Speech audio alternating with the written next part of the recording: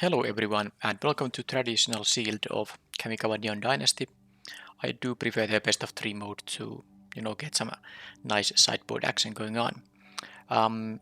This is a sealed deck format that has play structure is up to 4 match wins or 2 match losses, so this can take anything from between 2 to 5 matches for the event to end. So first I will go through the rares of the card pool, and now these lands are good if you play those colors. It's just funny that I have 4 lands in this pool indeed. All right, either of which is gonna be good. So if I'm red, black, or blue, I'm happy about these lands. Of course, the mirror box is not very good card, but the Ether of Virtue is really good. So of course, I would have had something high impact rares or mythics, but I could still have very good quality commons and uncommons. So not impressive race, but I'm not gonna be sad about the pool quite yet. So now I'm gonna next go through all the cards very quickly, comment here and there, and then I will pause the recording and I will build the deck, and then of course you will immediately see the outcome, and I will explain why I arrived to that conclusion. So here the white cards that are interesting are the Banishing Slash. I like the Mythicus Reign of Truth if I have some support for it, and I do have some enchantments here, actually 3 enchantments here already. Okay, the Blade Blizzard Kitsune is good.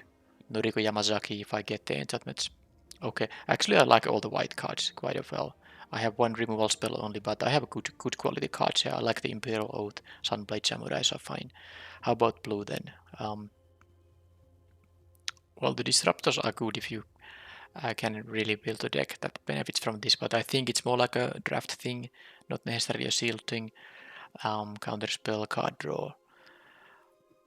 The Octopus is interesting with the Disruptors, they can easily draw cards. And then there's a Moonsnare Specialist with a couple of Futurist Operatives. This is a weak color here now. The blue isn't really that good here. I don't really see reason played it. I just don't have there's no impact in these cards enough. So let's probably forget that. Then the black one, one of the lands is black. Come on. Okay, these Reckoner Raids are good. Virus Beetle fine. Gravelighter good. Or some a bit more mediocre cards there. The Malfunction. If it doesn't kill most of your own guys, then it's good. But I'm not too happy about it. I guess it's a sideboard card, but I mean it's not even a sideboard card if most of your own creatures die to it. Right, Nezumi Blade Berserker coming of terrible secrets. Couple of these things, if you have a rogues and ninjas, this could be good, but I don't know if that's gonna happen. Twisted Embrace is the best black card. Okay, not exciting, not exciting. Let's see the green. Red. 2 of these red lands are here. Okay, well, I like the aggressive potential of red. Kumano faces Kagazan, Rabbit Battery, Great Ones, Simian Sling is still okay. I don't like the emergence though, and okay, triple Song Shaper.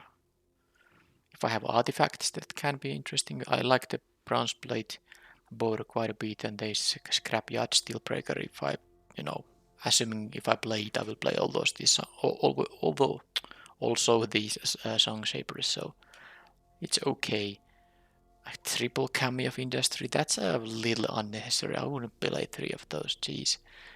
This is not looking very good actually. Where are the removal of red? There is no removal. Okay. I'm concerned. I'm very concerned now. How about the green? Okay, green has good stuff. Generous Visitor.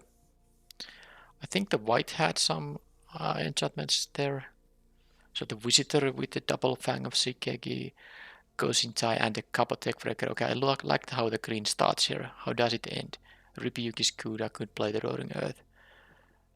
This is fine when you have a bunch of enchantments. I like the Boseiju reaches skyward. Oh no, nothing else that is. I mean, not the expensive green cards, not the what's the teachings of Cesir, that the 5 mana saga, gives +1/+1 counters, then becomes a 5/5 vigilance haste. That's a common, and neither do I have the 6/5 trampler that has the channel option to fetch a land. Oh, it's a bit disappointing in this. I mean, the curved topper is Boseiju reaches skyward.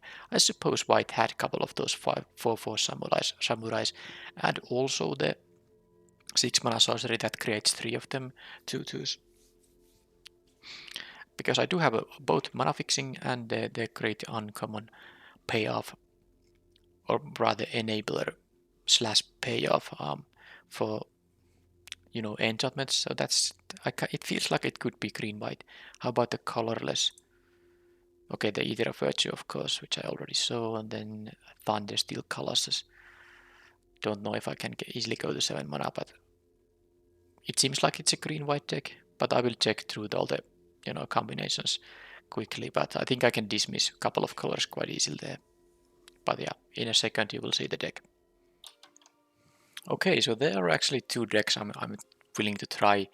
Neither of them is particularly amazing, but could be fun stuff. So the first one which I will build is not the one that I'm gonna start the event with, because I have to build the actual deck that I'm going to start the event with. I need to build it last, so it's gonna be the blue-red deck. And this is mostly going to be an artifact-focused deck. And I'm gonna even play the Anchor of Realities. You will see why. It's a bit meme thing, but hey, this pool isn't just very strong. There's no removal on red. This is actually quite very weak pool. I'm happy if I win a couple of matches before losing 2 matches. Song Saber's Bronze Blade board. I take the evasive things. I take 1 Kami of Industry, and I take 1 Futurist Operative. I don't think it's a very key card in this deck, but I can have one of these kind of unblockable things if I get to have an aggressive start. If you pay the 3 mana to untap it, you can deal unblockable 3 damage with it. But it's very late game thing. So here, I think this was all the... I'm gonna play the Gift of Wrath here too, and then colorless cards, of course, the Ether of Virtue, and this Thundersteel Colossus is the reason I will be playing the Anchor to Reality. It's never a great idea to sacrifice. Basically, you have to use 2 cards to get something from the deck, but this deck has, it has, this can get you a vehicle or an equipment. It has 3 equipment. The best one is the Ether of Virtue. And then, sorry, it has also this Acquisition Octopus and the Arm Guard Familiar. There are options, but of course, and these things to find. Okay, there are plenty of equipment to fetch, but mostly what you want to fetch is the Thundersteel Colossus. Assuming you still have a way to crew it, but that would be a fun way to have a surprising attacker. But yeah, you have to pay a card for it, so it's not so great, but I want to try it. So this will be the deck. I will be playing all the lands, the rare lands here that are, on color, and then a mana base of probably, it's gonna be a 9/8, maybe in favor of blue, because blue has a couple of double casters, although there are more red cards. Well, maybe, yeah, I guess the Anchor to Reality and this Disruption Protocol, they are not necessary early in the game, so it would be 9/8 for red mana sources here. Especially I have 2 of these channel red lands, so I'm likely to use one of them as a spell. Well, it's not a spell, but the ability part of it. So this is the blue red deck I'm going to maybe sideboard into, but the green white deck has actually a little bit more synergy. So let's see. This has a very low curve. That's the problem here, and I need to play these pump spells to actually have some ways to push through. But it has a nice enchantment synergy here. I will play the Dragonfly Suit because it is evasive creature. I won't be playing the Golden Tail Disciple. I had to make some cuts there, and this is the cut I chose to make. Imperial Oath is good. I'll take the 1-drop green cards. Won't be main decking the Bamboo Grove Archer. Then we have all this. I won't be playing the Roaring Earth. It's Kite, and I don't need this 1/1 elf either. This is quite it's good early in the game, and it's not very good in the middle part of the game, and it's only good late in the game if you actually drew a lot of lands. So I had to cut something, and this was my other cut here. So here are the cards, also the So this is the deck. Yeah, this is the deck. I will play 16 lands in here. So as you can see, most of the cards, the mana curve is very low here, and these Sunblade Samurais can also be used for channel. Boseiju reaches Skyward, gets me 2 forests, and I can get to Imperial Oath that way too. Season of Renewal has a lot of enchantments. Total enchantment count in the deck is 12, so it's gonna be good for the Generous Visitor and also the Era of Enlightenment. I have only 2 artifacts, but it's still a good. Sorry, not the Era of Enlightenment, but the Michiko's Reign of Truth is going to be pretty good here.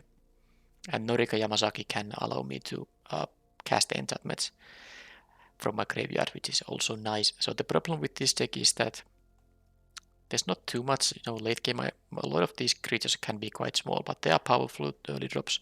And there's some removal. Master's Rebuke with 3 Death Touchers, because this one is 1-2. And the Spinning Wheel Kick, if I ever get to 6 mana and having a Death Toucher on the battlefield, this can just get rid of 2 creatures, could be quite interesting. And then there's the Banishing Slash, quite good.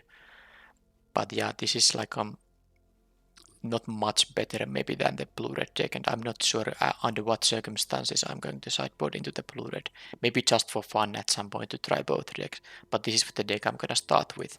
So I'm gonna play the dual land here and then 8-7 mana base with probably, so about how many? 14 white, 10 green. I have white double caster here. This is a double caster, but usually at a later point in the game, so and this gets me 2 forests actually. Well, these things do get me plains, so I guess with them, well, I have more white than green, so I suppose I'm gonna play more plains here. So let's take here 8 plains and 7 forest. Hopefully I don't forget what was I planning to play in the blue-red deck. There's only a bit more than 2 minutes time in the sideboarding, so if I choose to sideboard into the blue-red deck, I need to do it quite fast, but I think I'll find a build there in that time. But yeah, this is the deck I'm gonna start with. Let's go.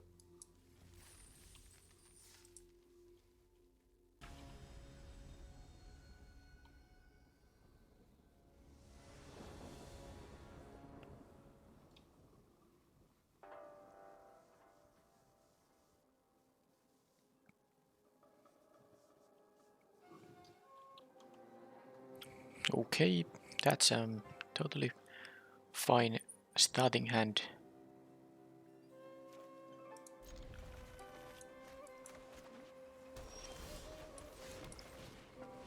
Should I play this thing first, just to get the 2-2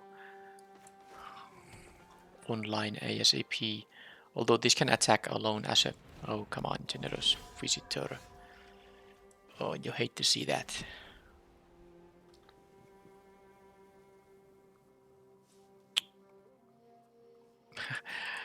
Oh man.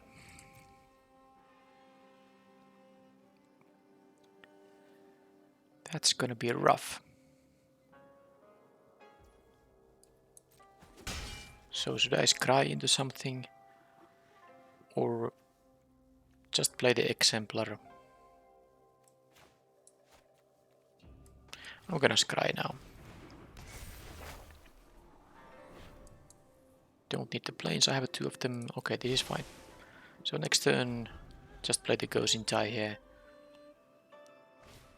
Okay, they are gonna start to rack up those. I guess if they attack with it, I could consider actually just exiling it. That might be the smart thing to do, because they will get 3 counters out of this thing. I can exile a tapped creature. No, for some reason I think this exiles. Of course it doesn't, but anyway. Unless they have a Tamiya safekeeping. Now I would ideally just want to play the Ghost in tie here and give a counter to it, but I think this is gonna just give them too many counters, so let's get rid of it. At least they didn't have the Tamiya safekeeping, because this can be in a long game a very problematic thing.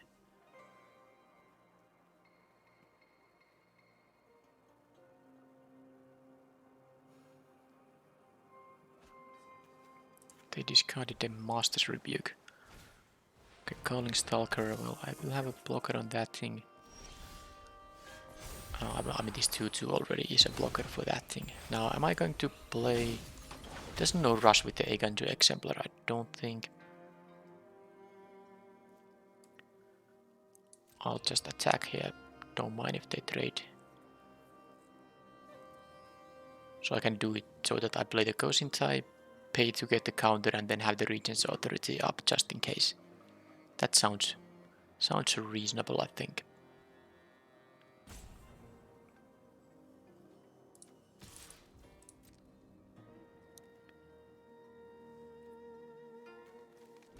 Okay, they just... I could use this, but I don't think I'm gonna use the pump spell here. So let's do this.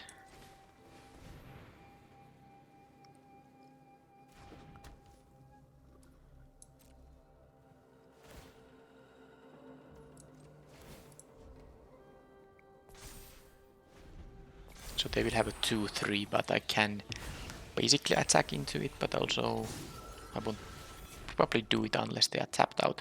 Although if they tap out, then I probably can't attack into whatever they're tapping out for. Alright, so here... how many counters? I guess I could play the Iganju Exemplar here.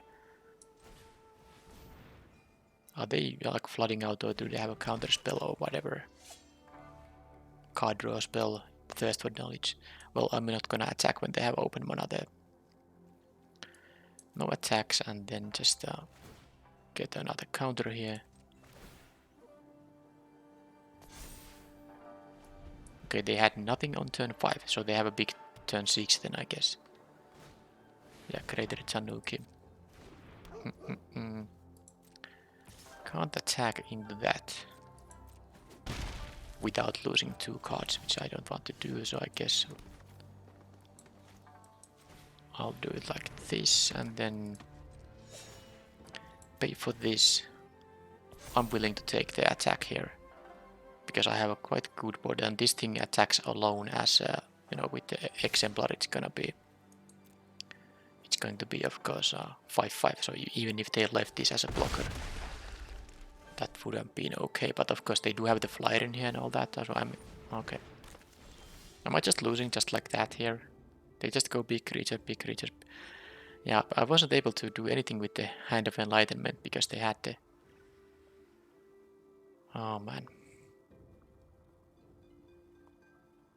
I'm just dead in a couple of attacks here, so I guess I'll have to, in fact, go for the attacks here and accept that I will lose my Gosintai or the Sunblade Samurai. If I attack with only one thing, that's too slow. That is really too slow. Although, let's see, I take 8 in the air.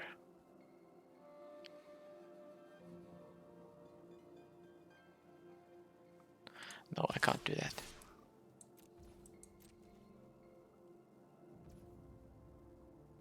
So now I just hope that I can survive the next turn and then hopefully win on them. I of course need to deal with this Trampler too. Yeah, basically if they have something here, a pump spell is enough because I don't have way to block the flyers. That taps something, the 4-4, but is that gonna be enough Trample? I get to have 5. I think if they have nothing, this is still acceptable because I have to double block now, of course. Because it tramples, but it will trample only 1 damage because I will do this. It doesn't matter. Sadly, the first strike doesn't matter now, but they will trample 1 over. And I'm at 1, and then I have a lethal attack if I draw something. I didn't, so that was fast. So, do I have ways to deal with the enchantments? I have a Bamboo Crow Archer, but it's very expensive to deal with this because it has a ward 2, it costs 7.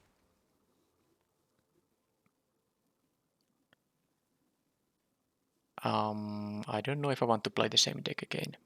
Maybe I'll try the blue-red deck, you know, just for fun. That was a really confusing game. How did it end up like that? I have no idea. I mean, I didn't do anything. I couldn't apply early pressure, and the opponent had a 2-3 that was able to block, and then they just had the big things, and suddenly I was losing. Alright, so just 1 minute and 30 seconds time. Disruptors, this thing. Don't think I care about the short circuit. I'm not really a big fan of that. Don't need these random 2-drops. I have these 2-drops which I like. And then I will have the colorless cards, the Virtue thing and the Thundersteel Colossus. I think this was my intended build. And then I just put the lands here and I said that I'm gonna play more red sources. Which means that that's gonna be 7 islands and 7 mountains still. Let's try this. Yeah, I don't know. That was like an uneventful game where opponent just got the big things and got the blockers and that's it. Alright, that's a fine hand. Maybe I can get them with the 7/7 thing here. If I draw the 7/7, by the way, I mean the 7 mana vehicle, then I can't use this. It searches your library. Well, then I have to search something else.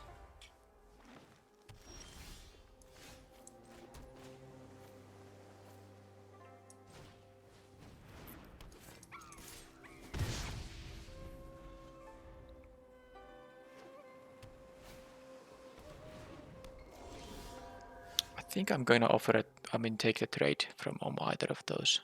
If they want to block, be my guest. They can block the rabbit battery, it's quite good. They choose to block the Simian Sling. Now they should. The hasty one is the more tougher one. So now I don't need the discount for anything, so I'll take the one that can deal 3 and I can also re-equip it with the sling, I guess. Okay. So this kind of game. I can't crew the equipment now, so sorry, the vehicle, so I'm not going to do the anchor to reality right now, but I might do it on the next turn. They used one fade into antiquity, so maybe it will. Okay, Bose just reaches Skywatch. Well, this is it. I'm doing it. I'm getting my 7. The thing, and look at my hand, there's nothing else to do here. So sacrifice a Simian Sling. Get this thing. Crew. Attack. And now I just hope they don't have anything, because if they do, I guess I still have my Menisky and they are down at 9. So maybe if I don't draw more lands. Oh, come on. Alright.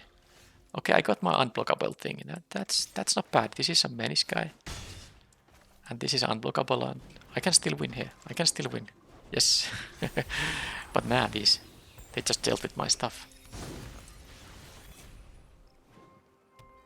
Can they have a Master's Rebuke on the Futurist Operative? Because that would be the thing I'm expecting to face here. Okay. Not bad. But I actually...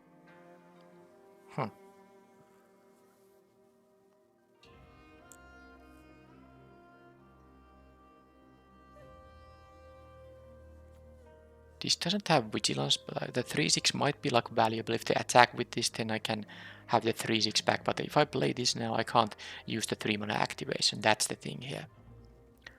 And these are only... they're gonna be sacrificed. So it's not that amazing. It really isn't that amazing. So let's just attack with the operative. But if they have if they just had all the answers, then I'm saying like, yeah, your deck has answers, my deck does not. They only need the Master's Rebuke here, and that's what they have here. Look at this. Game is over. Jeez. I don't know. Sometimes you just run into opponent not allowing you to do anything because they had 3 answers to my 3 threats. I guess the first one wasn't that bad, but the rabbit battery is still quite good. No, that was traded. There was they exiled something else there. Whatever.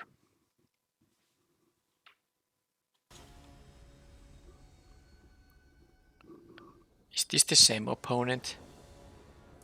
I think it's the same opponent. Well, let's have better. So there's not really a lot of people playing best of 3 sealed here on Magic Arena. Well, now I know not to sideboard into the blue-red deck.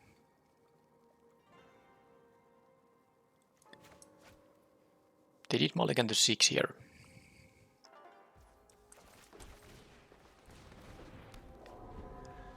So I can attack with this being a... Yeah, I can attack with this if... Oh, well, actually, better idea. Let's just play the thing here. But I could have, of course, done the Ether of Virtue. And equip, and you know, attack for 3 here. So and this is not... No, this is this... Wait a minute, they had green in there. I don't know anymore. Seems like that's the same opponent. I think that's the same alias. Let's see if they discard a green card there.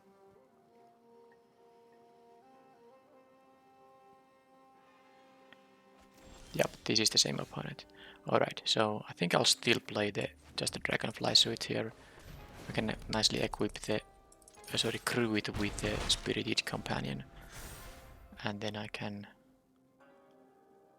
Well, this hand actually does stuff. I think I'm winning a game here now. But I'm not going to sideboard into the blue-red deck because one of the fun things about that deck is the ability to get the vehicle early. And they have Fate to Antiquities, a lot of them in the deck. Alright, so how to do it? How to do it? Kind of want to play the Reign of Truth here, but...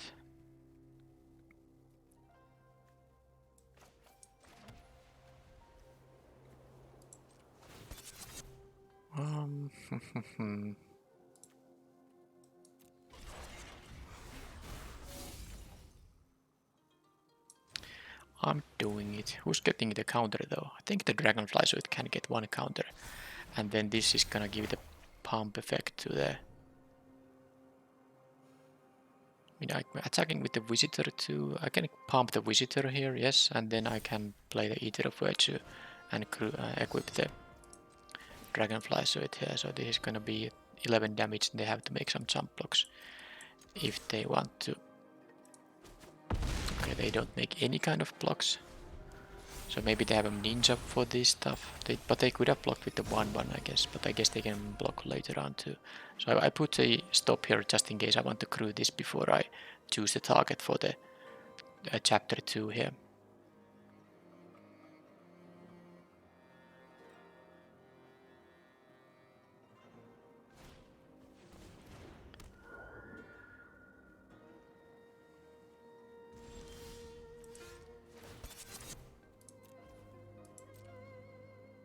Actually, I could have drawn my card first, because yeah, that would have still left me a window to do that. So now they are going to...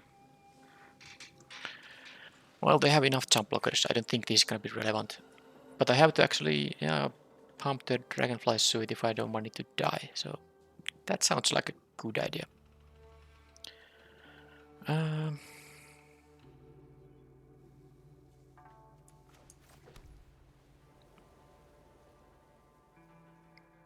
Am I going to... This returns a enchantment and a creature card. Okay. Because if I equip this and attack, they would have to either trade the Vector Glider on it or both these 1/1s. Yeah, I think I like it. I don't even have any enchantments currently on the in hand.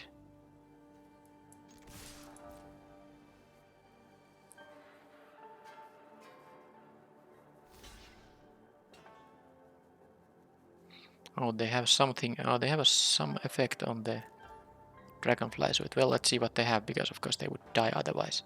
So they have a bounce spell, the Colossal Sky Turtle. Yep.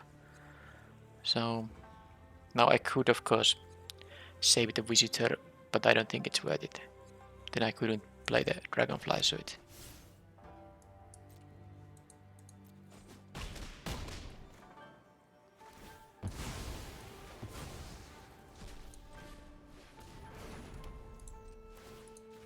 Oh, by the way, this thing exiled, so actually I'm never gonna get it back with the Season of Renewal. Yeah, I actually wasn't supposed to equip the Spirited Companion, I don't think. Oh, they have a Tatsunari. So are you saying that they have the last card in their hand is a 2-mana enchantment or a 1-mana enchantment? But yeah, I kind of want the Spirited Companion to go to my graveyard, so that's why I shouldn't have maybe equipped there. Okay. So now...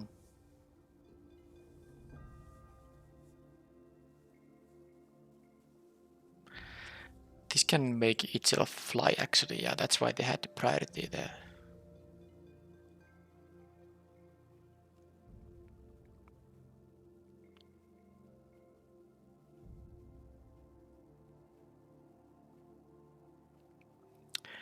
Well, don't actually know how should I do this.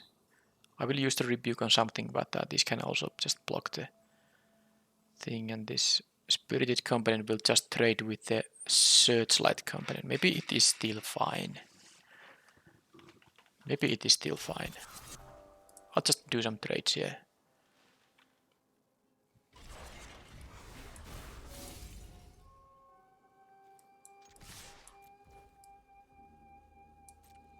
But yeah, the Companion will be exiled now. I'll use the rebuke though to get rid of this. Oh, dude, no, okay, they have the flying activation here, but if they have their own Master's Rebuke on this, then I'm just gonna say that. Yeah, you can have all the answers, but they did not, so this is now... I mean, these are all gonna trade, so my Portrait of Misika is still gonna be, you know... At least it is a thing here. I just don't know if I want to actually equip it. I don't want to. Just in case it dies, I want to return it. It is an enchantment I can return with this thing. So... let's not equip it, because you cannot unequip equipment. You can use unequip for the reconfigure things, but you can't do it for the equipment. Alright, so now that I guess I now have to do it. Okay, I'll do it now. The Season of Renewal isn't doing much now. Oh man.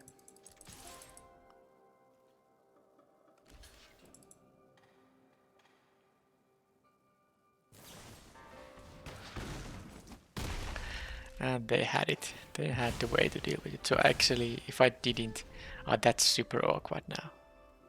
The Eater of Virtue is such negative synergy with this thing. Okay, well, I have time to draw stuff. That's one. At least, if something this gives lifelink, I guess I'm still not gonna equip it right away, but this gives lifelink to the equipment if this is exiled with it. So that's the first card with a relevant keyword there. They have an Arm Guard Familiar. So now it's time to actually go for the attack so that it just dies. Then I can get it back. Not now though, I do want to get 2 cards back with it.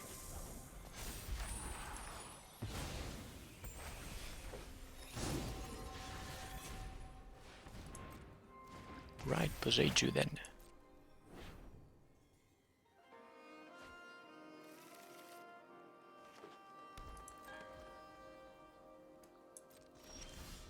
Okay, so I'm gonna attack once and hope they block. If they don't, then yeah, now this works.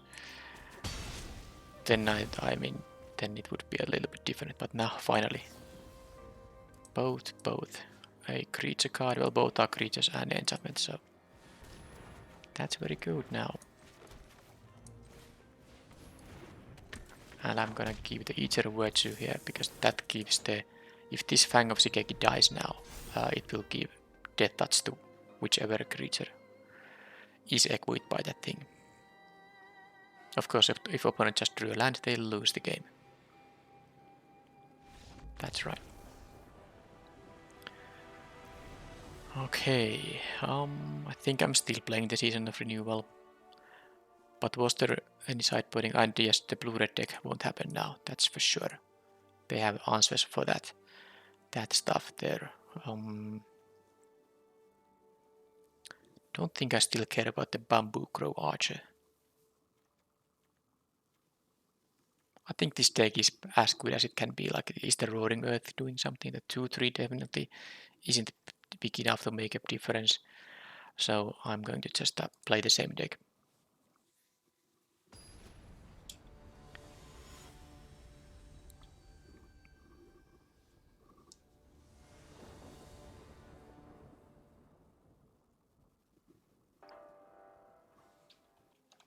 Okay. Let's keep this one.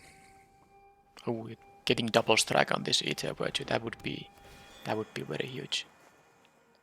Network Disruptor. Did I see a lot of ninjas there? I don't think I saw, but I guess that's an okay card to play pretty much in every situation.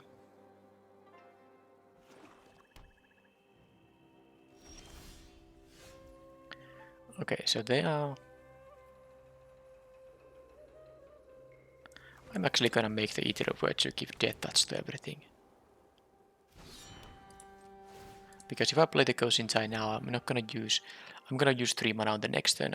The trigger won't be doing much now. Okay, they had that. Deals. Fine.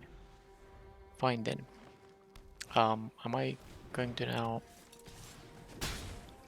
Okay, this thing draws cards. I cannot allow that to happen.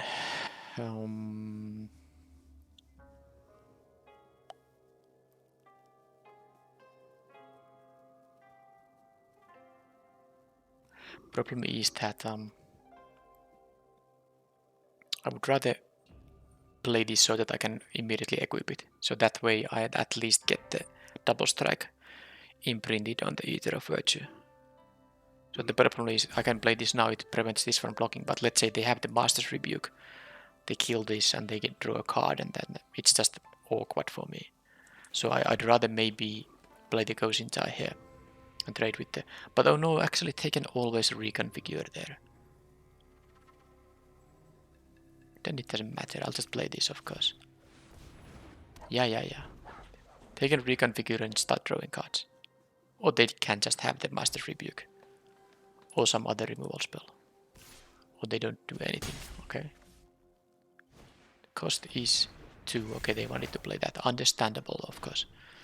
But now I can attack for 8 damage here. Oh, maybe even maybe even more than that, but let's just start dealing massive amount of damage. And now I'm just gonna have to accept that they will be in fact drawing a card from the octopus. But I'm gonna scry to get some lands maybe. Both are good. Do I want to draw the land first? If I draw... Am I gonna use 4 mana on the next turn? I think I'll take the land first. And I won't be playing the BO3 Richie Skyward. That would shuffle the Master Rebuke there. But the idea is that I can play either the Goushintai or the Dragonfly. No, I cannot play the Dragonfly Suit and leave a mana up for the Authority, but I guess the idea is to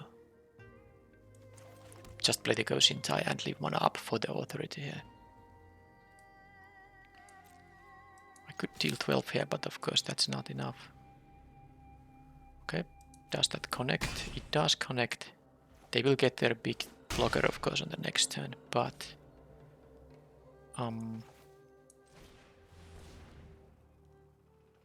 counterspell.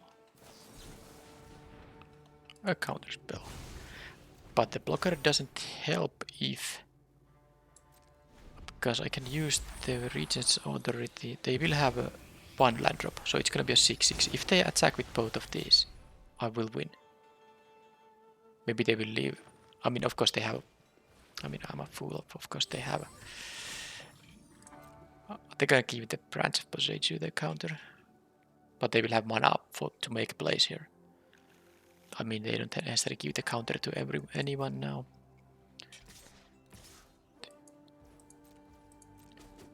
But if this is just a 6/6, then of course the Master Rebuke and the Regent's Authority will be enough to beat it.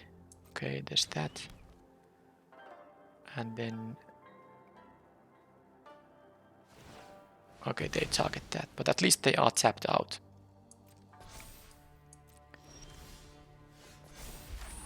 So I can just combine first strike damage with the Master's Rebuke.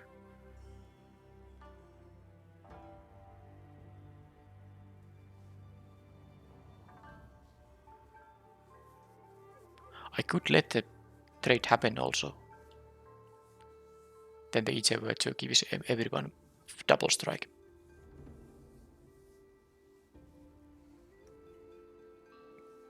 Then I could kill the octopus.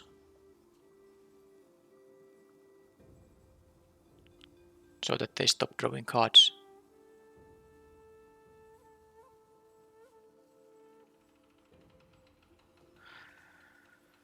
So if I use the rebuke here on this thing, they still get to draw cards. I don't actually like that so much. I will attack with this, and it's possible they just jump block with the Armor Guard Familiar too. So I can let the first strike damage happen, and I can just use the rebuke to kill this. But I actually don't mind if the sword gets the good ability there. Although they can get rid of the sword, and then it's stupid. But I don't know. Don't know really. I'm doing this, and I'm doing this before they untap. So now I have still a pretty good threat here. They have only a 2/2 flyer and this thing. This has double strike, and I have Regent's Authority to maybe save it if they have something annoying there.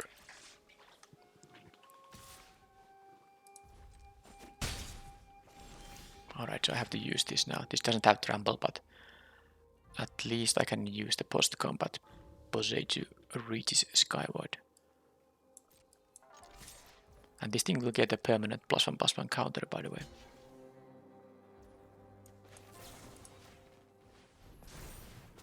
Because it's an enchantment. More forests.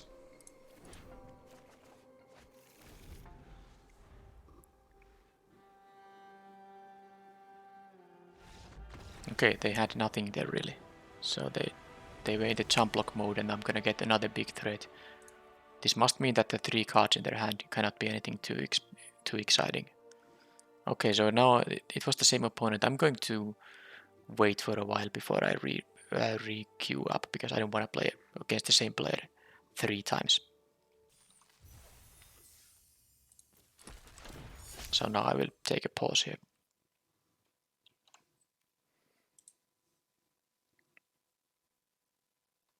Okay, so I waited around 5 minutes, so I shouldn't get the same opponent now.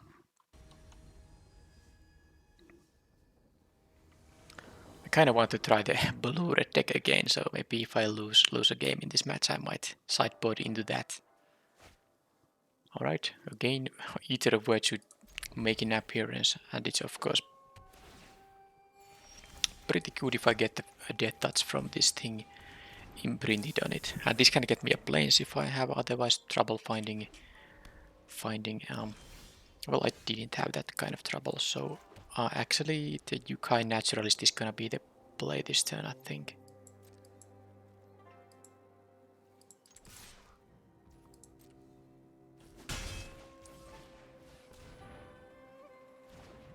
And I do have the Season of Renewal here, so I don't want all my guys to go to exile.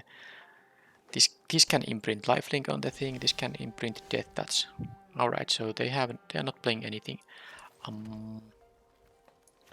Let's do this. And let's do the Rhino. They have something, but they maybe are... Yeah, I don't know. I do like the Death Touch more on the Eater of Virtue, so maybe... Can something... I guess I'm gonna give the Lifelinker a +4, I think. Then I'm gonna do this. So if they have the 4 damage to an attacker or blocker, yeah, I guess in this case, the Fang of Shigeki is going to go to exile, and I don't get to imprint the Death Touch on the sword, but Let's now see what they even do. I don't have a clue what they might have. Other than the 4 damage to an attacker. Okay, they did nothing. So it's turn 3, they have done nothing. Now starts their turn 4. That better be something now. That's gonna be tapped. Okay, so this is just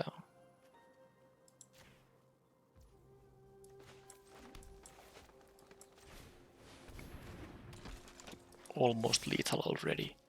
Next turn I have 3 lethal attackers and the Master's Rebuke here, so I think this is a little bit easier situation right now.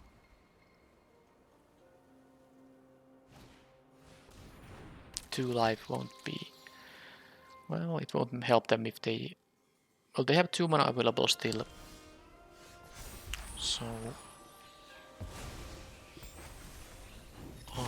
I'm thinking about the Master's Rebuke here, but also they could have Tamiya's Safekeeping, they could have... their own Master's Rebuke as a response.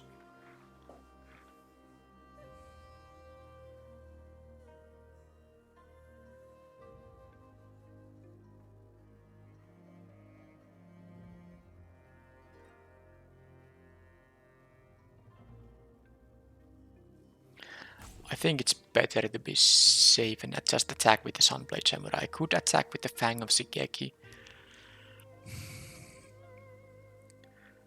But I don't... I want the Death Touch to...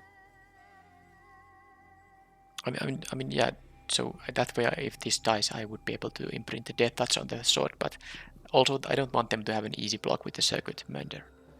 I know I could use the Rebuke here and just kill this and then, you know, attack for lethal here. But also they have 3 mana up and 4 cards in hand. It's not a reliable thing to do things. So I think what I do here is just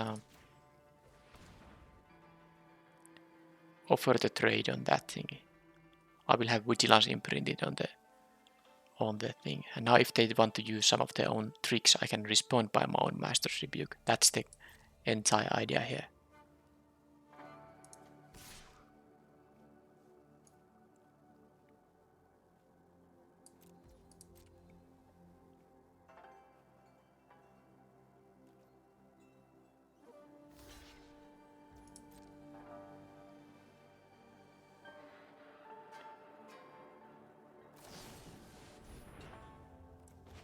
Well, that's gonna work anyway, but I think I will still want to kill that now that they are tapped out.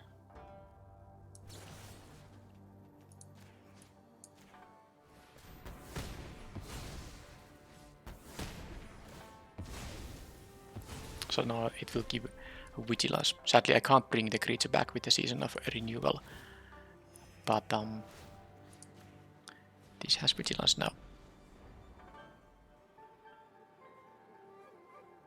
Yeah, that is kind of an awkward combination. So this says exile it.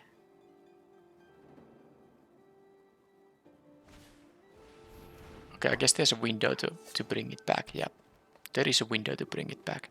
Alright, so now Portrait of Michiko.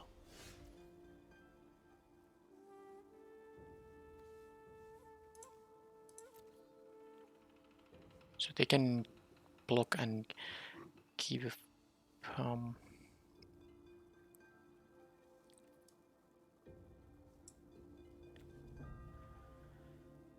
should I attack with everything?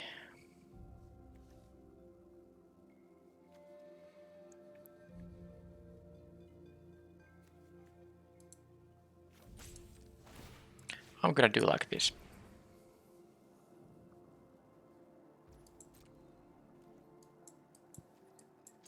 Because I want to use my Season of Renewal here.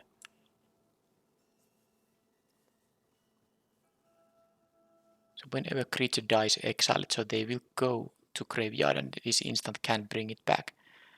In response to the exile trigger, I think I need to have a full control or stop here.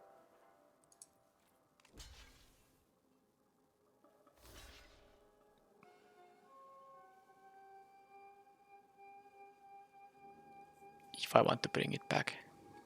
this would imprint lifelink on the equipment. That would be actually quite strong too. But then again, the equipment can also be just destroyed. So they will not even trade here. Okay, so no one is gonna die now. That's totally fine. That is totally fine.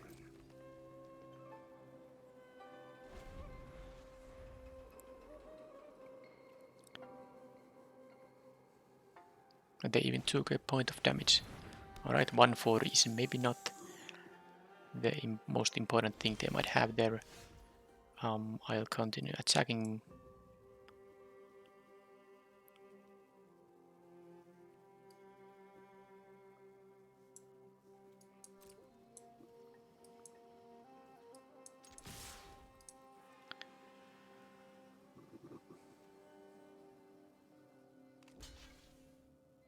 Okay, they still just jump lock there, alright. That's, I mean, that's really fine. Okay, so they have a light away. Okay, come on, jeez. Did I get the response? Okay, good. So, before this gets exiled, I could bring it back.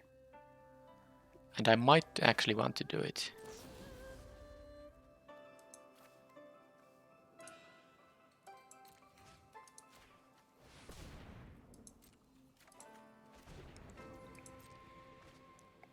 Just to, trade the renewal on something.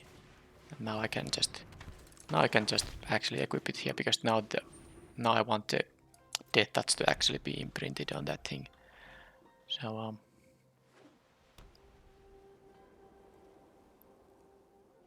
okay. And I was at 37 after all this stuff. Alright. So is it interesting to play the blue-red deck against this thing? Not sure. But I want to try it. Maybe I will go back to the green-white then. I think the green-white might be better, but who knows?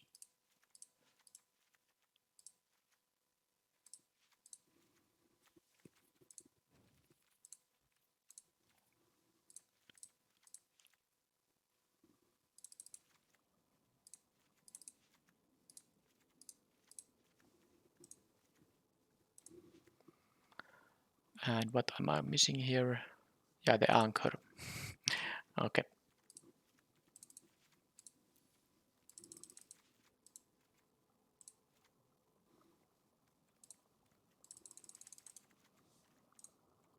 So this is the blue-red build.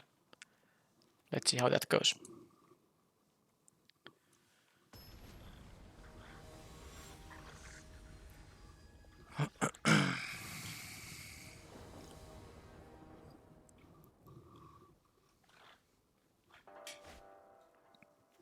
Well, that is a nice hand, for sure.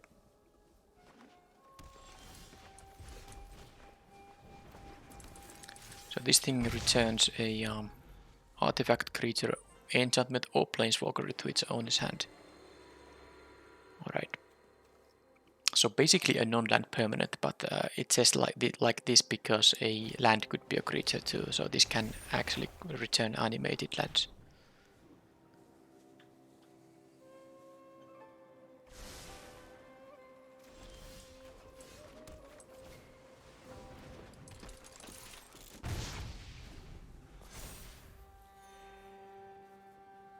Okay, the operative with the octopus reconfigured on it can be just a card drawing machine. That's pretty good.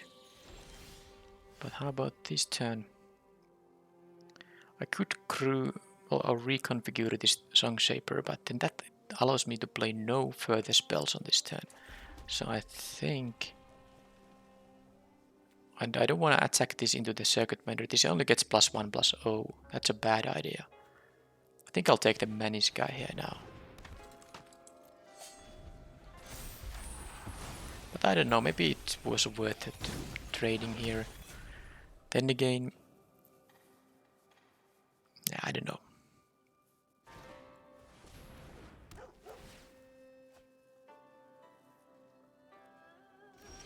If this wasn't here, they would have one more card in their hand.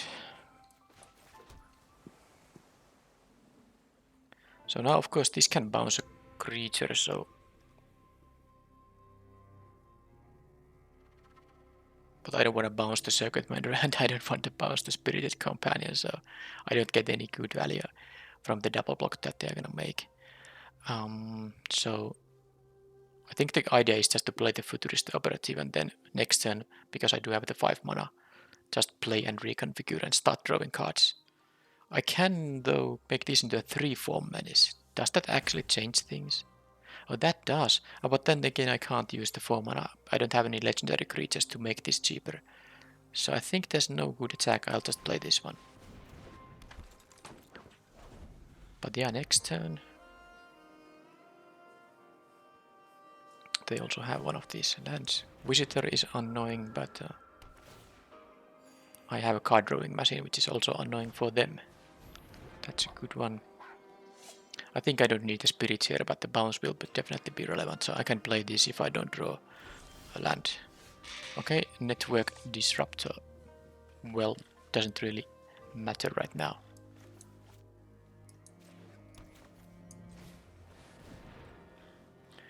One card, please. So this is of course going to be tapped on the opponent's turn too.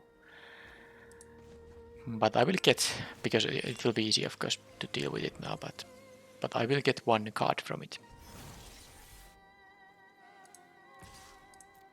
And that's always nice.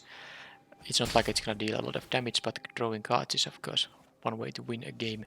And then they don't have anything that can block flyers, so if this gets killed, I can play the Disruptor, haste it up, and make it draw cards as well.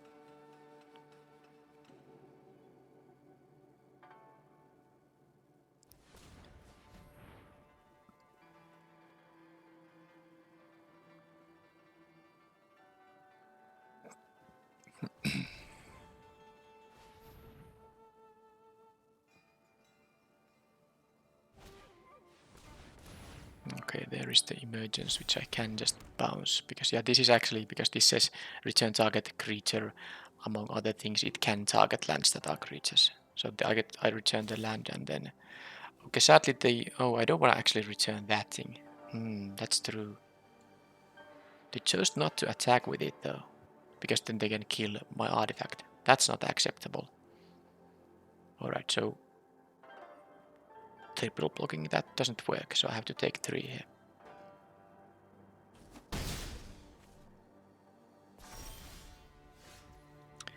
Gift of Wrath. Interesting. Don't think I'm gonna use it now though. Although I guess I could. If I tap down the 4-5, Tovasi Song Shaper can, because I can play the Disruptor and the Gift of Wrath. This would be 3 to 5-4, but then they can block it. Maybe. I don't plan to actually use this as a land drop. It's good as a bounce spell. I kind of would want to attack with multiple things, but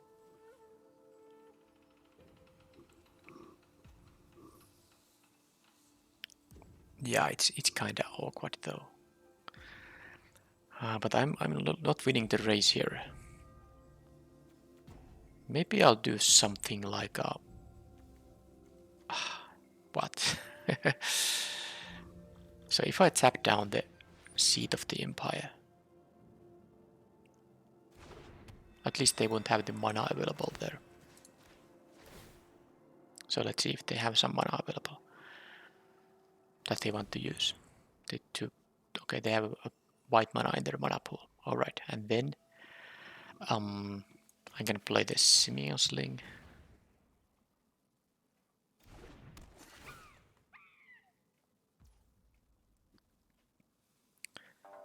Then I can, I guess, reconfigure on the Song Shaper and then maybe reconfigure on the Song Shaper again. I'm not sure this makes any kind of sense, but now I can attack with the 6-4 and they can try to block it somehow, and I'm gonna take a bunch of damage on the next turn, but I wanted to try this.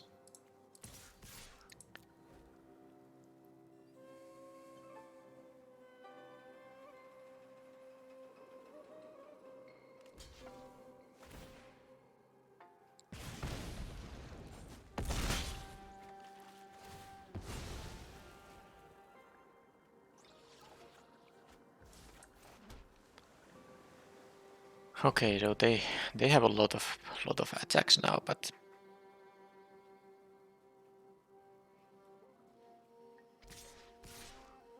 well, that's 7 damage. Yeah, I guess they were the best attacks they have. Well, I can take 7 here. No need to jump block anything, but I'm not winning this race. That is an actual problem. Okay, well, I can have my thing. Sadly, the 7/7 isn't even good enough, but it is a good blocker actually. That's what it is. So that costs 4. I think I'm going to sacrifice like the Simian Sling. That seems like the thing I'm gonna sacrifice for it. So I suppose I can move the Rapid Battery. Or maybe the Simian Sling actually. Yeah, that makes more sense. Attach to target creature you control. Let's give it to them. I don't know, Disruptor. They don't have anything with reach. I can attack for 3 now.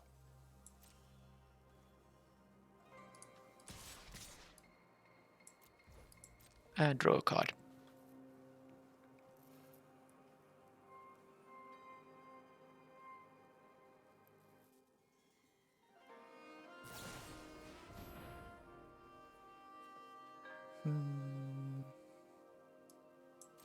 That dies.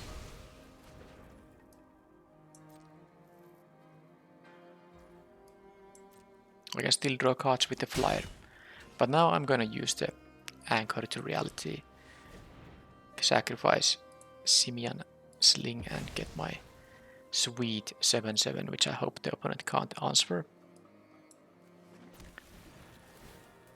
And then it can block.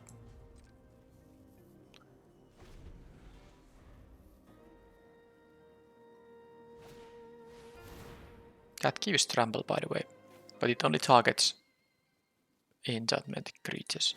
And the opponent is also at 4+1 mana here, so.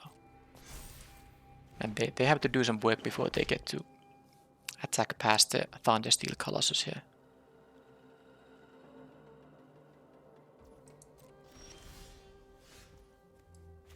Okay, so let's reconfigure this thing on the flyer, and I guess also to deal a bit more damage, let's do this.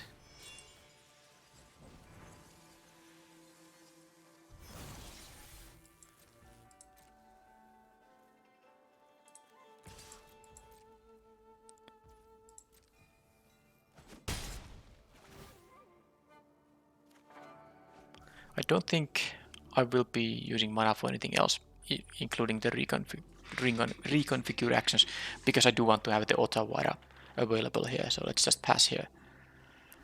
Pass here and down. They could attack with everything, that could be dangerous, but with my blockers, which I have basically 2 only, but the bounce spell can help. Okay, Roaring Earth. That, yeah, well, they can start. Yeah, I really don't want to bounce the. Yeah, that thing is gonna be problematic at some point, because if I bounce this land, they can just use the. Sorry. Because it's green, I thought it was the green one. Because it's green, I thought it was the green one. It's the white one. I can bounce that. Because the green one can kill my artifacts and stuff. White one can, yeah. So if in a pinch, I will bounce it. Okay. So do I want to use the Gift of Wrath to make this deal more damage? I don't think necessarily. Let's just draw a card here.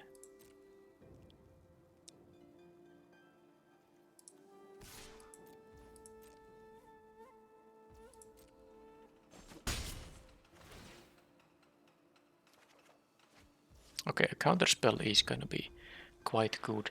So do I want to have a counterspell up and a bounce, or do I make those 1/1 jump blockers here? I guess I kind of want to make the 1/1s. Or maybe not. I like the idea to have a counterspell and the auto water here. I am also dealing damage little by little here. And this, of course, this is channel. I can do it at any point. Why would I do this on my turn?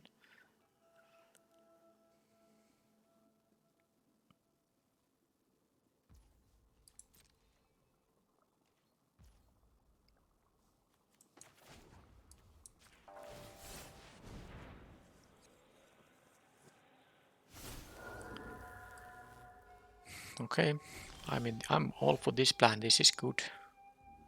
I don't mind. This I can just continue attacking with my 2/2 flyer that draws me cards. That is funny.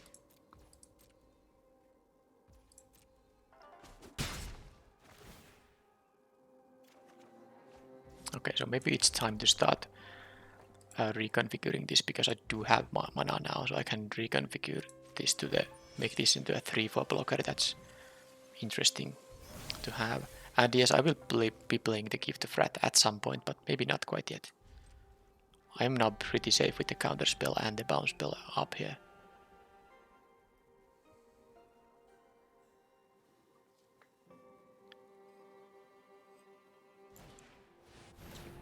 So do I want to deal with that? Actually, I want to counter that, because they can just fly here now, and yep.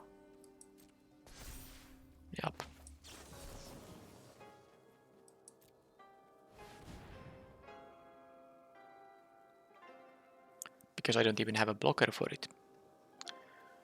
No blocker for that thing, so I would have needed to bounce something or take some large chunk of damage here.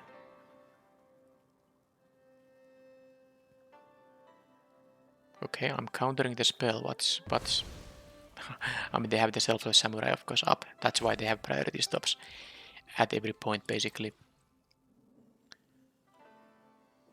I wonder what the remaining 3 cards in their hand are.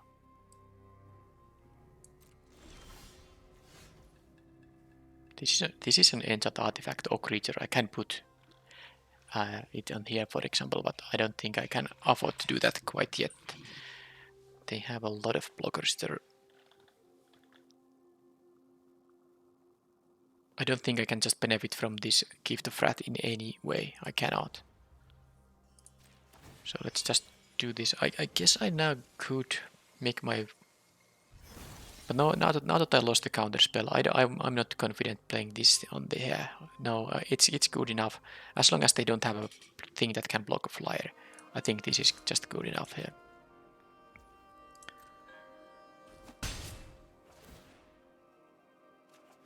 Okay, I do draw a lot of lands here.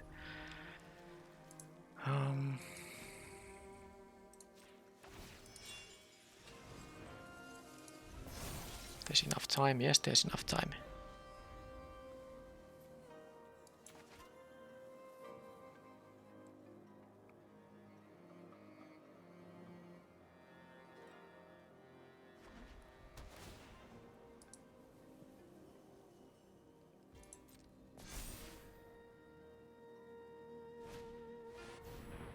Oh, they have their own big thing as well. It's bigger than mine.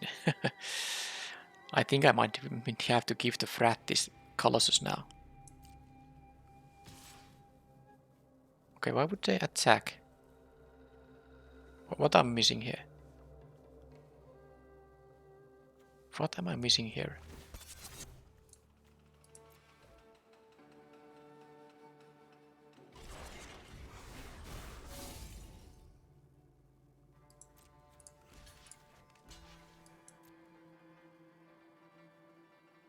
I'm missing something very trivial here. They have 1 mana up, but what is the 1 mana? Oh, it can be the 1 mana trick. Yes, it is. The 1 mana white trick. I guess they can make it indestructible, but that's just wasting the Selfless Samurai there. Maybe they can kill, maybe they can deal a point of damage or something. What's happening? They just forgot I have that thing. Okay, bouncy boy.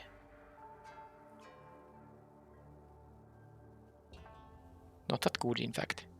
This has hexproof, not any ward's business. It has exactly hexproof there.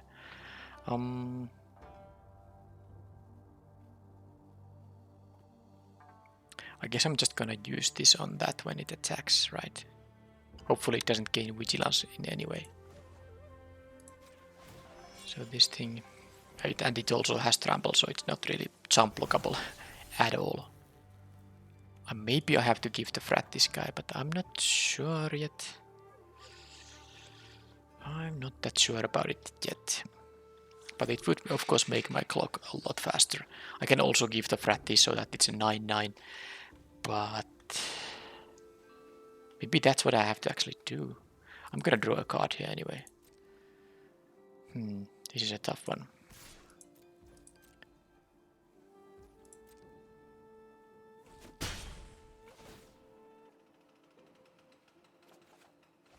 Okay, Eater of Virtue. That is going to give me a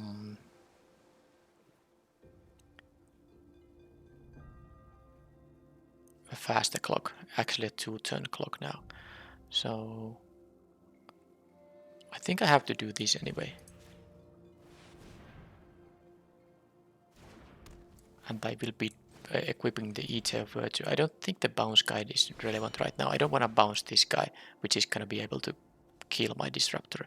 But I'm going to equip the disruptor here for the reason that if it dies somehow, then they will be flying on this Eater of Virtue.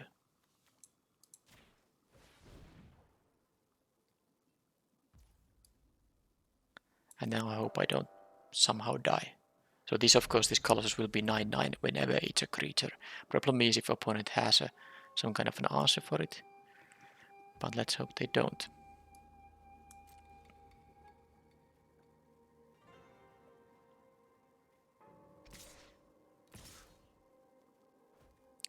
So what they can do, this thing doesn't have trample. So what they can do, they can put a counter with the Bearer of Memory on here. And then it would be just a trade. But then I can, you know, use the bounce land in that case. That can jump there, that can block here. And then I will bounce the Skyscraper if they tap out 6 mana for this business.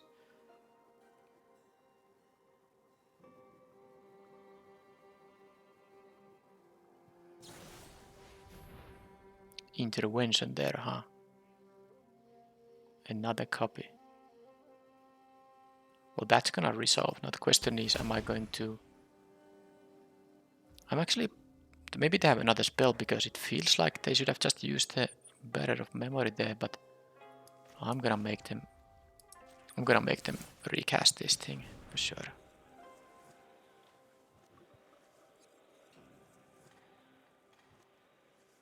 It is 8 minus 1. They have a 2, 3. It's gonna be a 5 mana spell. They might be able to do it post combat if they have a land drop.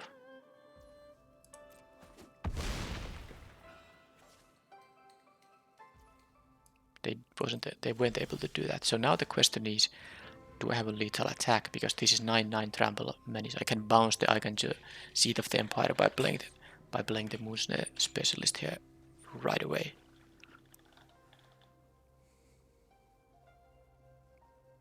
Problem is then they have this up. It is 3 mana spell which they can use to kill the Disruptor, which I quite don't like.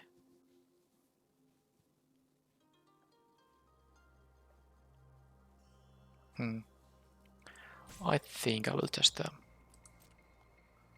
attack with the Disruptor this time.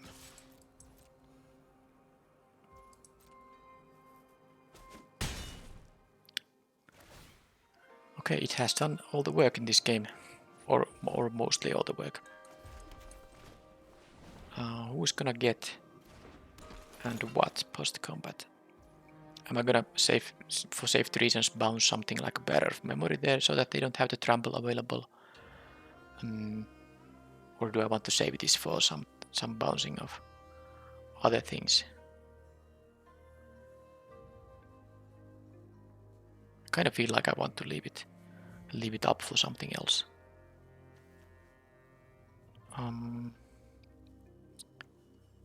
Then again, I could just bounce this just in case.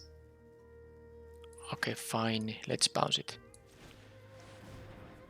Let's bounce the better. Remember, if they want to use 3 mana on that to trigger the Generous Visitor, I think it's kind of okay. Yeah, they didn't even want to.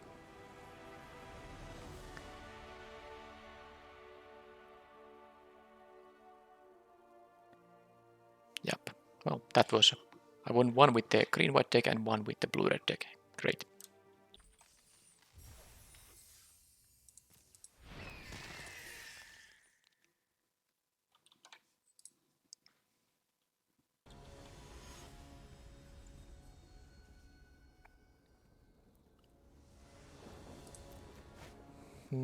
Okay, so this is the green-white deck, and yep, that's not a keep. And this one is quite nice though. Easy decision also regarding what to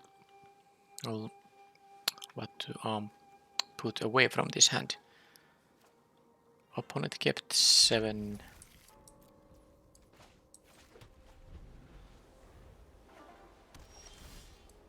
I think I'll still rather start with this.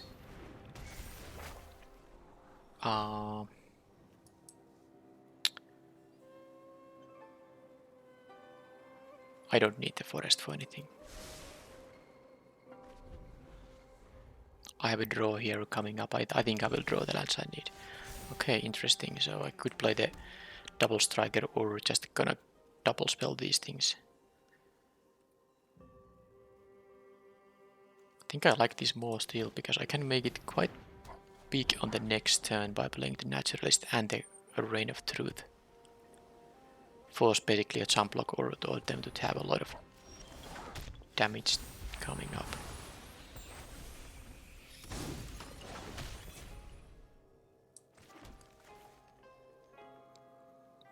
If that was a plains, that would have been an even sicker turn because these things will cost only 1 mana now. It's still but +4, so I mean they either jump block or take. It's +3, yeah, because this is not a. Anyway, take 10 or jump block. I don't mind that.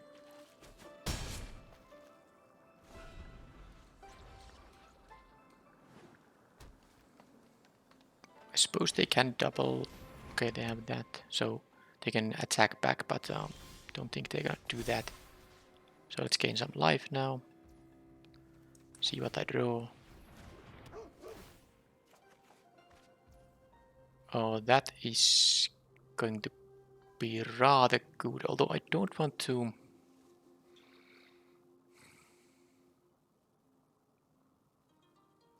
Miss out on the 5 damage. I can exile this or the Intercessor's Arrest, but kinda don't want to miss out on the damage right now.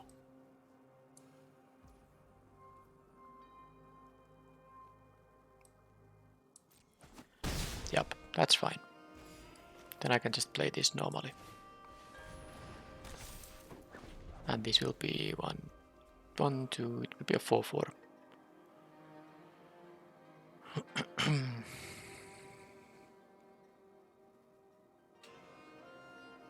Yeah, I think this is a really good card because the fact it counts both artifacts and enchantments makes it so that. Okay, interesting. That even the. I mean, as long as you have one or the other, it's gonna be really good. Of course, in green-white it will be mostly enchantments. So they didn't play anything, which means they have something for sure. But it's not like I have much. I mean, I don't attack with everything. Even if they were tapped out, they would block. They would eat my Naturalist, go to 7, and then I just attack with this Death Toucher now.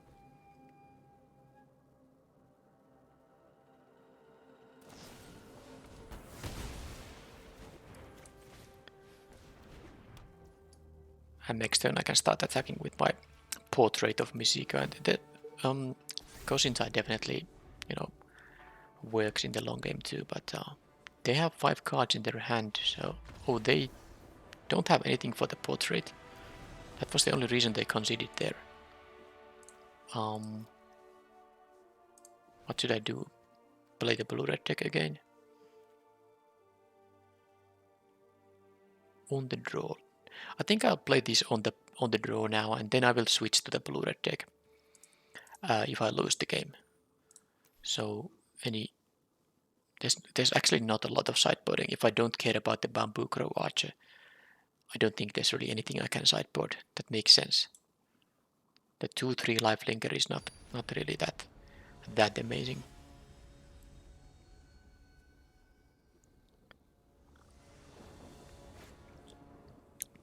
Okay, that's an acceptable hand. Opponent also mulliganed there. With both colors and the Kappa Tech Breaker, it's very hard to not just keep the hand.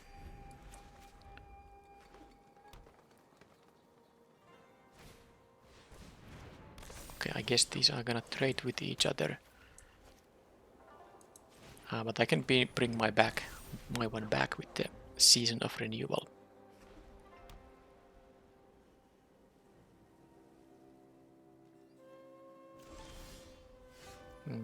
Okay, I'm willing to attack for one here, I guess, because I'm not playing any enchantment at this turn or an artifact.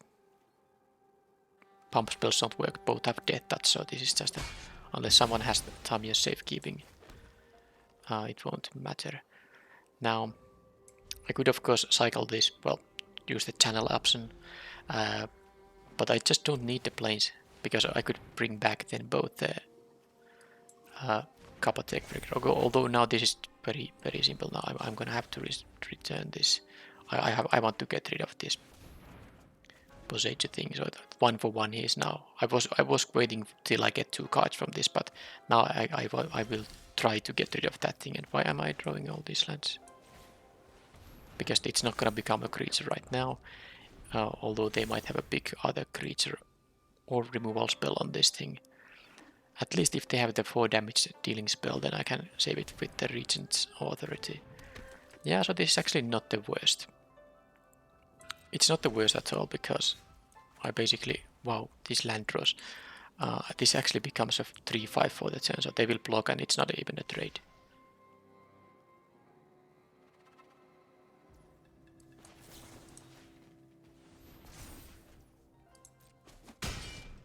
Death Touch deals with that, and now this is still an enchantment creature, so...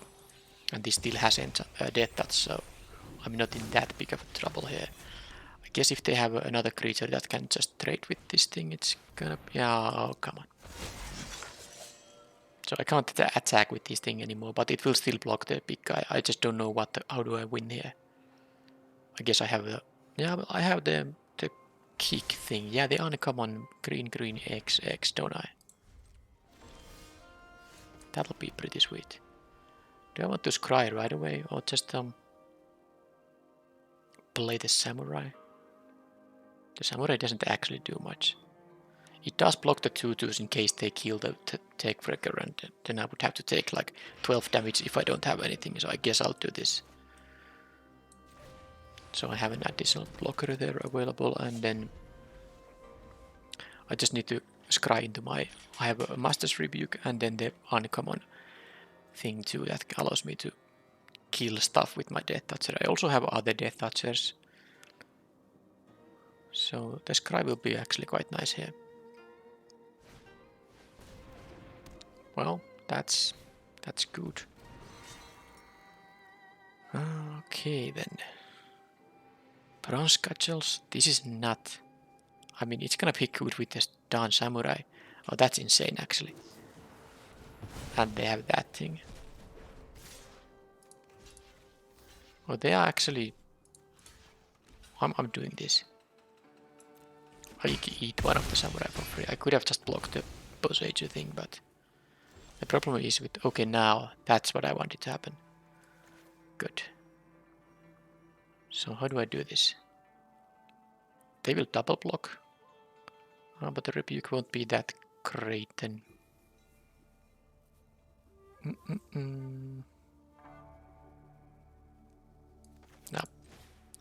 I will rebuke the branch of Posage. My Genjo exemplar is good in the sense that it will trade with the, because this only gives, you know, power increase. So I think I need to have the exemplar around. Just to trade with one of those. Yeah, I'm not too happy about the situation, but yeah, I can't attack and benefit from this death touch counter at all. No, it's not gonna happen. They have two of those guys that can double. Even if I use the Master's Rebuke, it's not good. I need to save this on the branch anyway. So they can now move this, and for 6 mana they get +6/+0, which is, you know, ridiculous. Oh, they used the. Well, I guess. No, that was wrong. They should have. They wasted one. It's gonna be, I guess, +5/+0 now if they do it twice here. Why would they do it now?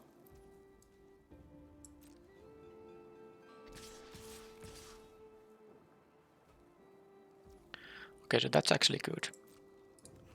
I go to a pretty low life total, but this is still fine because now I get to eat this 2/2 here. Hopefully I don't get punished with the Master's Rebuke of their own.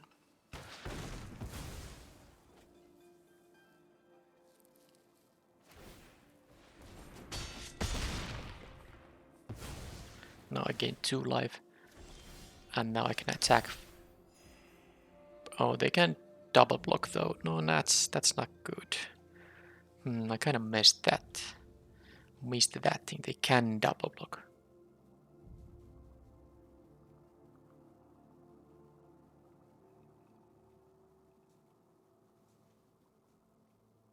So I was supposed to actually kill this one. Take the 7 damage from that thing. Was that the case? I wish this was a samurai, but it's a ninja. This doesn't work with it. Okay, so double block is basically bad. Oh boy. Well, it's gonna take some time before the Kosinta is gonna be a problem. I can find other things. In the meanwhile, now main idea is that I have now. I can deal with the 2/2. It doesn't get trample.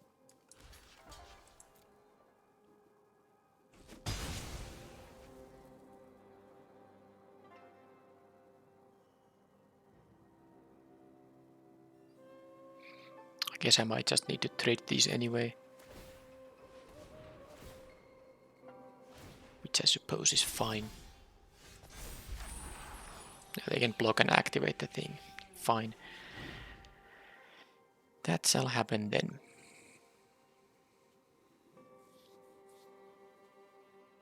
Unless they have the 4 damage to someone.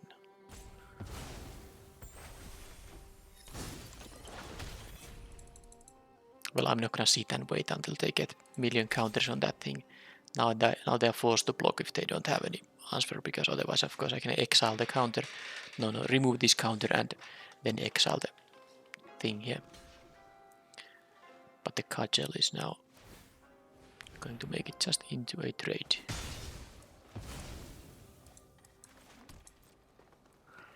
Alright. I'm at 5, they are 20. So, and they have this cudgel, which actually will be winning them the game if they. I mean, I have to jump block, and then yeah, if I draw a land, I lose. Yep. I don't lose immediately, but jumping here and then taking 3, I can't draw with any single draw. Win with any single draw there. So, time to try the blue-red. Yeah, the spinning wheel kick, I needed actually that to happen. But let's do the blue-red. Let's surprise the opponent with a new deck. Not sure if that's anyhow better, but it'll be fun.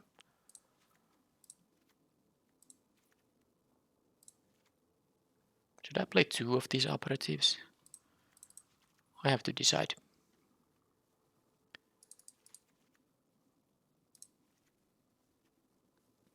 Should I play with multiple of these guys? So I think I want to play these things anyway, and Colossus and the Eater of Virtue. So I could play. I was having one Kami of Industry in the deck. Now I could play also another copy of Futurist Operative, or just the Ambitious Assault, because I have a bunch of creatures in here. I could surprise the opponent with this. I'm actually trying that instead of the 3-6 for 5. That sounds fun. Okay, lands will be again 7 and 7, I think. That's 8 plus 9. Yep.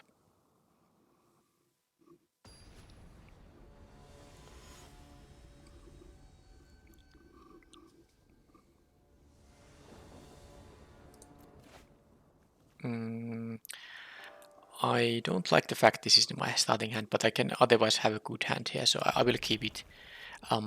This actually do make this cheaper if I have both of these on the battlefield and I attack with one samurai. This is gonna be a 5 mana spell.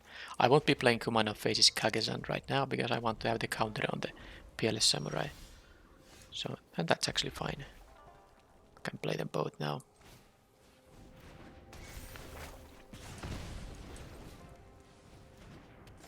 Yeah, this could be a 5 mana spell here because of the double Peerless Samurai. Sweet.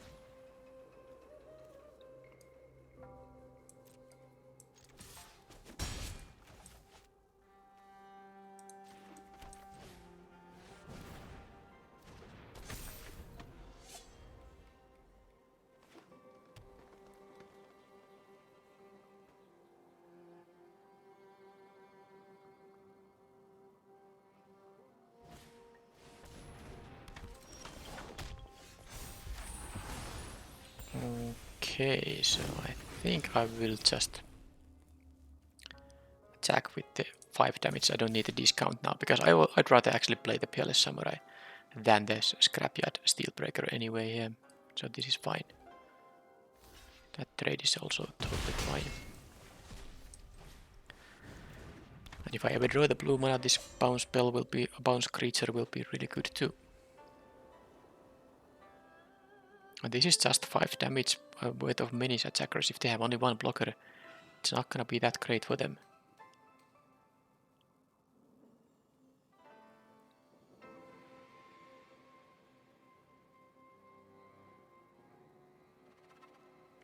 If they have like the Boseiju reaches skyward, that's gonna be a lot of tempo loss and they're gonna take 6 here.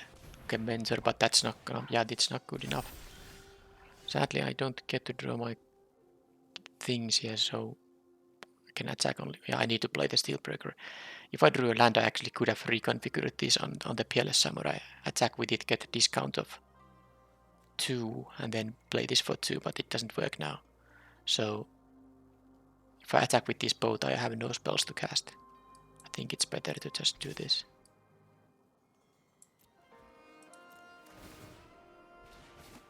But I do have these pretty nice blue creatures here. So if I draw the, I mean I do have 8 blue sources in the deck, so I'm gonna get some nice value.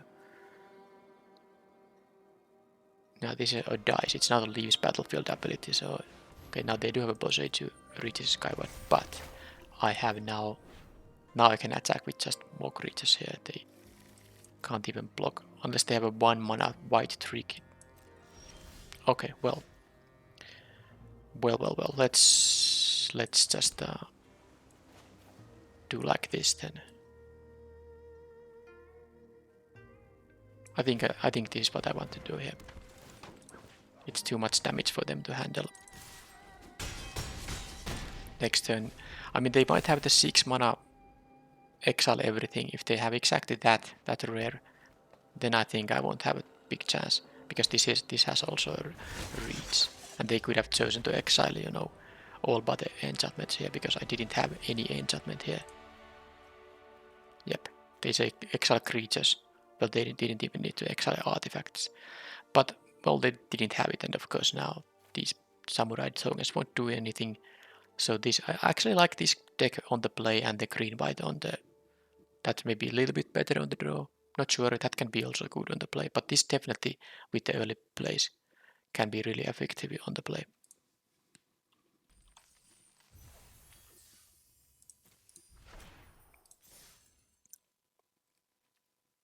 Like so, and then there's One more match, win or lose, the event will be over.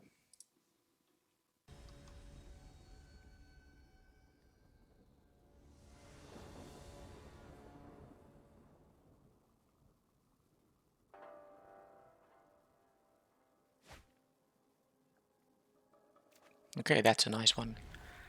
Nice one. How many generous visitors I'm seeing here in this sealed events? Well, let's see how many enchantments they can follow it up with. I will be... Okay, they didn't want to even attack for whatever reason that might be. But now I might just kill this because there's nothing else to give the counter to if they play an enchantment. Oh, I have to kill that thing actually. Yeah, that's a lot better trigger than one counter here. But I can kill it because this has the... This becomes a 3-2 now. Wow, what a setup. This is a pretty good way to start the game of Limited. But I guess I have to just leave it with the fact that they do have those +1/+1/+1 counters now coming up. Pretty annoying. So no reason to do anything. I don't have any enchantments there to cast. I actually want them to trade because the Norika Yamasaki can then get my enchantments back. Let's see if they do block or not. They do. So that means I will play the Norika Yamasaki. That allows me to attack with it and recast the Eigen Exemplar. I might lose it in combat, but if it is gonna trade in combat, I think it's acceptable.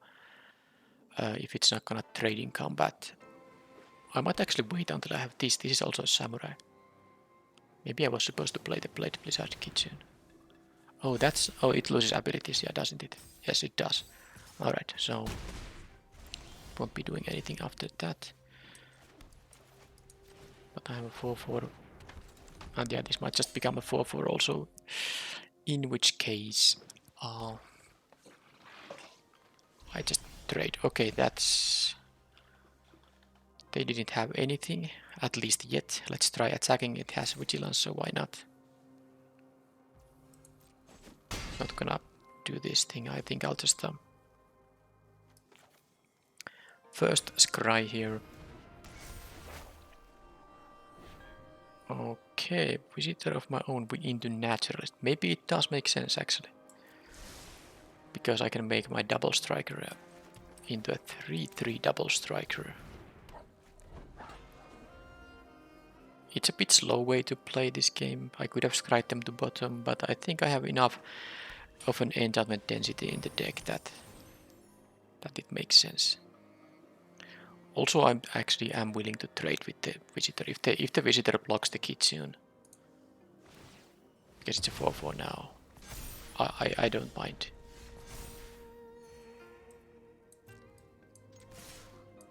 I don't think they're gonna take 8. Okay, they do that instead.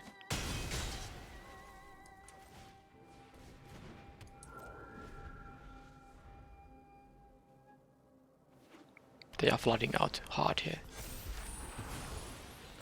Alright, let's try to see if they have something on them. I think I'm gonna give the double strike guy the counter.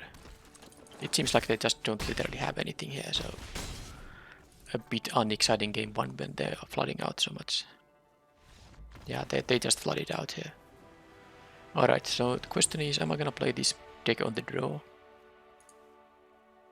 Against this, I do need answers on the Tatsunari, and my blue-red deck, if it has lack of something, it's lack of creature interaction. It doesn't, as you can see, there's nothing here. I have the 1 bounce land. I have a counter spell here. Bounce creature. Red doesn't have any burn whatsoever. So I think I'm gonna, at least on the draw, play the green-white deck, because that has at least some ways to deal with things. Master's Rebuke, Spinning Wheel Kick, and I guess that's it. The deck has actually a very low amount. The entire pool has a low amount of removal. Oh, and there's the Banishing Slash too. But again, Bamboo Crow Archer, I didn't see anything makes sense here to play, so I'll just use the same deck and hopefully, well, if I lose, I think I'm gonna be on the play with the blue-red deck, hoping they don't draw their enchantment synergies.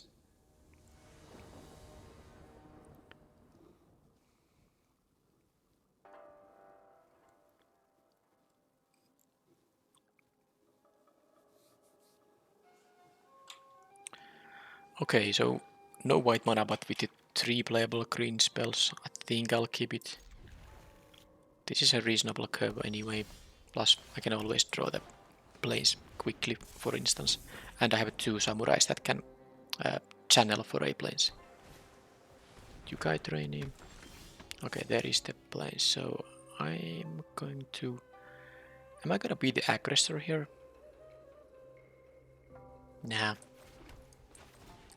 I'm gonna block that thing, mostly because I have the Season of Renewal here. Alright, so I have a double white card in the deck, so I think... But in total it's my 5th land. Oh man, I guess I don't need it.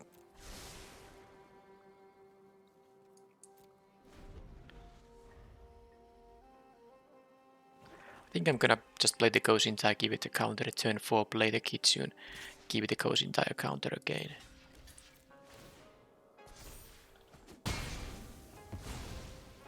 Unless I need this as a...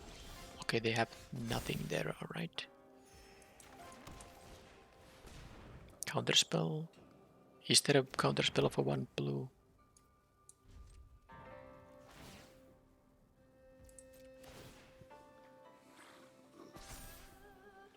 Well, they didn't have the frog guy, but they did have all the 3 colors, so they have that going on.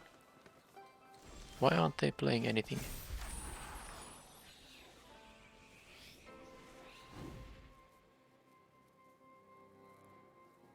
Well...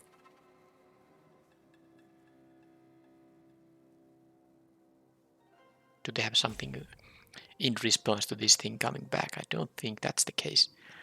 So, of course, my turn will be just attack with these and then play the Kitsune and then use the 4th mana to give this an additional counter, but let's see if we ever get to do that thing. I'll pause. So it seems like they are running out of their timeout now. It's gonna auto pass for them, and there's nothing they can do on this turn when they lost their timeout. So I don't know if that's a disconnect or whatever, but let's see now if they're gonna play their own turn. I think I'm gonna pause the recording until they do something. Okay, so they disconnected or something, but it seems like the match will be over. I think it's gonna not auto pass, but make them blow up, but we'll see right now. No, it was still an auto pass, which is totally fine because I don't think they have any chance here, but I have to wait for at least one more here, one timeout here. So again, I'll pause the recording. Okay, so maybe now they will actually lose the game automatically. Yep. So an unexciting last game here, but they were still doing things on turn 3, of course, because they also had the 4th land drop. They didn't have the 3/3 black creature on turn 3, which was the kind of biggest problem they might have. But looking at this draw against their draw, this was actually huge. With the pump spell here even, I don't know how they would have been able to easily try to stabilize here. So I was probably the favorite to win this game, no matter what, even if they didn't become, motionless, so to say. So that was actually quite... I'm not sure the shield pool was good at all. The lack of removal, the lack of actual significant rares was really hurting you. I wouldn't expect that kind of shield pool to go maximum wins, but it in the end was so that I lost the first match, then I got rematched against the same opponent, which I was able to win that match, and then I won also the remaining 3 matches there. So the funny thing about this event was that I got to use 2 decks. I think the blue-red deck was interesting mostly because of all the reconfigure. I liked all this stuff. Actually, all of these. Well, maybe not the award thing, but even that can be because there is a stat boost involved in this reconfigure, so it's pretty expensive though. But anyway, mostly the octopus and then the rabbit battery. Also the bronze plate boar, but I don't think I drew this too many times or at all. Maybe in the match I lost. But there was some aggressive plays available in that with that deck, and I also was able to do once successfully. The anchor to reality gave me the 7/7 vehicle. I didn't attack with it, but it was crucial to in that game, which I ended up winning, that I had the 7/7 as a blocker against the opponent's massive creatures, so that was also fun. But yeah, one more last look at these are my rares of the pool. So 4 of these lands, mirror box, which is basically limited unplayable, and then the one rare that was actually good, Eater of Virtue. Now these lands are good, but they are not super powerful. So given all that, I'm super happy that the event was success. Now I have to say that this wasn't my first Sealed Deck event of this format. I played a Sealed Deck earlier, but the circumstances was such that I wasn't able to record then. So I just played it for fun. And that was actually a miserable one. The pool was okay, but I went 1 win and 2 losses. But I didn't even start recording that, so it's not about me cutting that kind of content from the channel. I just knew that I can't record it, but I wanted to play the Sealed. I also want to practice a bit for the Arena Open. I plan to record two more of these Sealed Deck events, maybe like in the next one comes in after 2 or so days, and then one will still come before the Arena Open on the following week. So there will be a total of 3 Sealed Deck events, and then the Arena Open, which I of course will be recording as well. So this of course is the sad nature of the Sealed Deck event. It costs 2000 gems, but even if you win everything, you only win 200 gems. So this is a gem sink. I'm not even sure if I'm gonna count these in my kind of set completion. I guess I do get some packs here, which I have to account for, but I don't know how am I gonna kind of, because this is playing Sealed will make your gem balance go down. So I mostly think of Sealed as having I paid 2000 gems to have some fun, because it's a different format than draft. And but if I play a lot of Sealed, then my gem balance change will be like minus 10,000 easily for the set completion, which maybe is not so interesting, because the draft results I think are more important, because you actually could draft without losing gems in the long term. So I will figure out something. But anyway, next video will be it's time for a premier draft, so that will happen on the next day. Thank you for watching, and bye bye.